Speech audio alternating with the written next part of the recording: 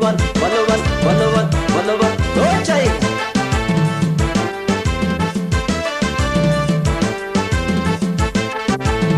Ya Oromo warra uumambolo Keenya abboonni malkaa fi tulluutti baaduru Ya Oromo warra uumambolo Keenya abboonni malkaa fi tulluutti baaduru Ya Oromo warra uumambolo Keenya abboonni malkaa fi tulluutti baaduru Ya Oromo warra uumambolo Keenya abboonni malkaa fi tulluutti baaduru Ya abbaa korbaa warra uumambolo Keenya abboonni malkaa fi tulluutti baaduru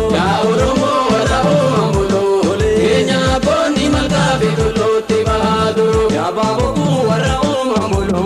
Keenya abboonni malkaa fi tulluutti baaduru Ya Oromo warra uumambolo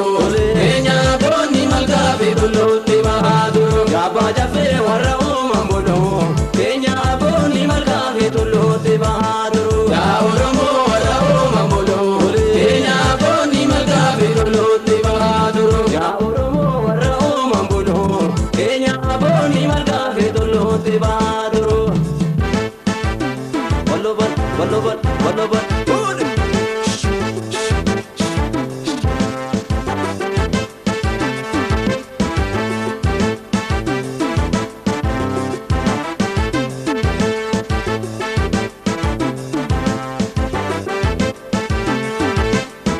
Tiksituu dhobbota gurri isaanii galchi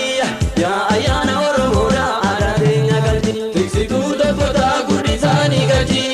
Yaa ayyaana Oromoodha aadaa teenya galchi Tiksituu dhobbota gurri isaanii galchi Yaa ayyaana Oromoodha aadaa teenya galchi Tiksituu dhobbota gurri isaanii galchi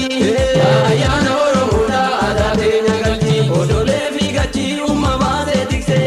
Yaa ayyaana Oromoodha aadaa teenya galchi Tiksituu dhobbota gurri isaanii galchi Yaa ayyaana Oromoodha aadaa teenya galchi Waan isaa furdisuuf handareemu tiksee Yaa ayyaana Oromoodha aadaa teenya galchi Tiksituu dhobbota gurri isaanii galchi Yaa ayyaana Oromoodha aadaa teenya galchi Qotiyyoon hin qotii dhaltii naannan bala Yaa ayyaana Oromoodha aadaa teenya galchi Tiksituu dhobbota gurri isaanii galchi Yaa ayyaana Oromoodha aadaa teenya galchi Gaafa isaanii jirraadhoo ammaatu gaya Yaa ayyaana Oromoodha aadaa teenya galchi Tiksituu dhobbota gurri isaanii galchi Yaa ayyaana Oromoodha aadaa teenya galchi Ayyaana Oromoodha aadaa teenya galchi Ayyaana Oromoodha aadaa teenya galchi Ayyaana Oromoodha aadaa teenya galchi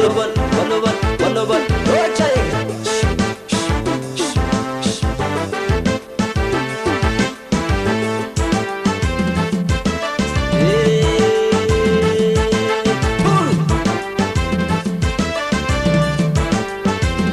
Nagaan keenya birraa aadaa teenya guddisuuf kaanee jirra Nagaan keenya birraa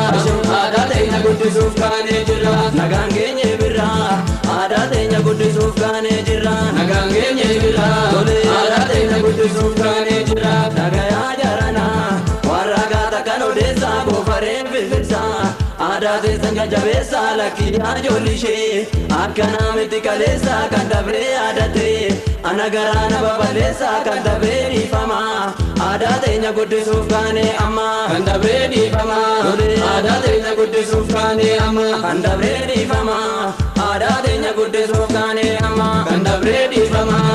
Aadaa teenya guddisuuf